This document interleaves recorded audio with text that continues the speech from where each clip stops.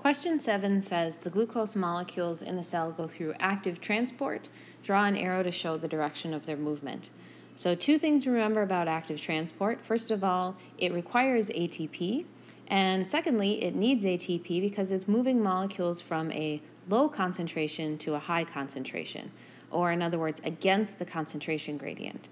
So when we count up the molecules inside of this cell, we get 1, 2, 3, 4, 5, 6 total molecules on the inside, and 1, 2 total molecules on the outside. So the glucose molecules are in high concentration on the inside and low concentration on the outside.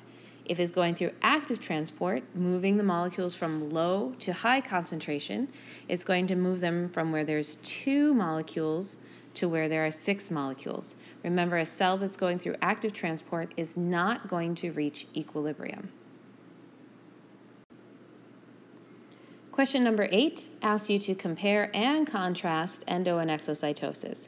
Compare means how are they the same? Contrast means how are they different?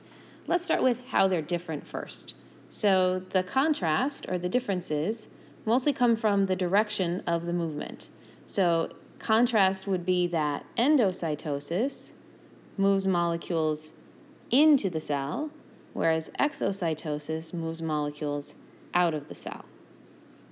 For comparison, there are quite a few things that they have in common. They both need ATP or energy. They both are using or moving large molecules.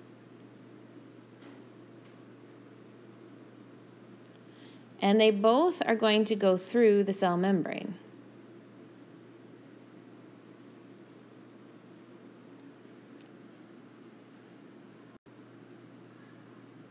Question 9 says, on the image below, label the parts of the sodium-potassium pump with the correct letters.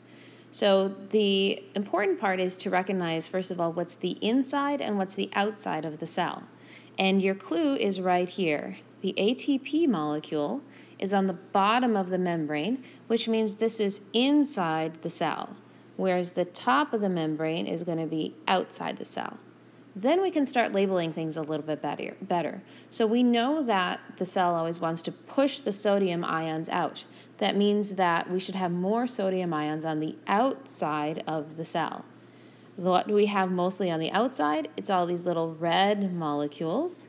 So we can assume that those are the sodium molecules. I'm going to label that A for sodium. The green molecules, therefore, that are on mostly the inside of the cell membrane are going to be the potassium ions, or letter C. Okay, because remember, potassium is kept in higher concentration inside the cell. The cell membrane is hopefully recognizable by these phospholipids, right? The heads and the tails in a bilayer. So this bracket over here is representing the cell membrane, or B. And then finally, the protein pump that's moving the sodium and potassium ions in and out of the cell is letter D, right here in orange.